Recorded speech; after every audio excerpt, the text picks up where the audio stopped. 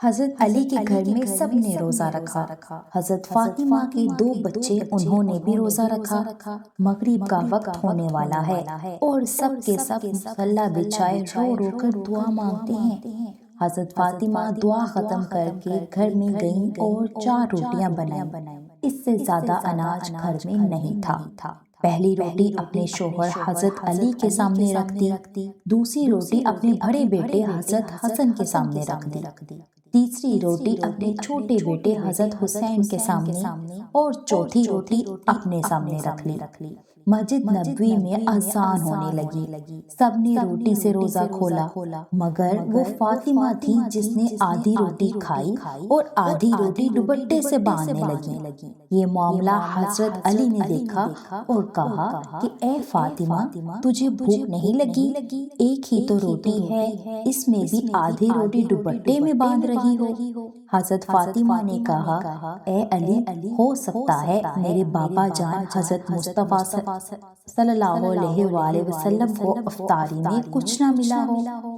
وہ بیٹی کیسے کھائے گی جس کے باپ نے کچھ نہیں کھایا ہوگا؟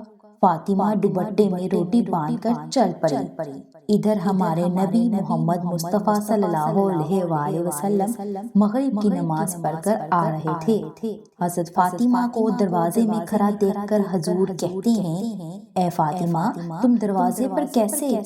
فاطمہ نے کہا، اے اللہ کے رسول، مجھے اندر تو لے چلیں۔ حضرت فاطمہ کی آنکھ میں آنسو تھے۔ کہا، جب افطار کی روٹی کھائی تو آپ کی یاد آ گئی کہ شاید آپ نے کھایا نہ ہو، اسی لیے آدھی روٹی دوپٹے سے باندھ کر لے آئی ہوں۔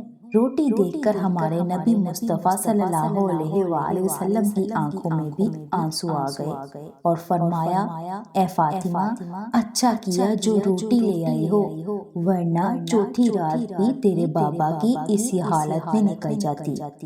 دونوں ایک دوسرے کو دیکھ کر رونے لگتے ہیں۔ اللہ کے رسول حضرت محمد مصطفیٰ صلی اللہ علیہ وآلہ وسلم نے روٹی مانگی۔ حضرت فاطمہ نے کہا، بابا جان، آج اپنے ہاتھوں سے روٹی کھلاؤں گی۔ پھر اپنے ہاتھ سے کھلانے لگی، روٹی ختم ہو گئی اور حضرت فاطمہ رونے لگتی ہیں۔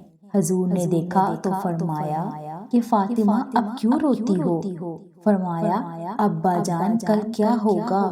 کل کون کھلائے گا؟ کل کیا میرے گھر میں چولہا جلے گا؟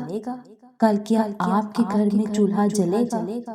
حضرت محمد نے اپنا پیارا ہاتھ فاطمہ کے سر پر رکھا اور فرمایا، اے فاطمہ، تو بھی صبر کر لے اور میں بھی صبر کرتا ہوں۔ ہمارے صبر سے اللہ امت کے گناہ گاروں کا گناہ معاف کرے گا۔ اللہ اکبر۔ یہ ہوتی ہے محبت جو نبی کریم کو ہم سے تھی، امت سے تھی۔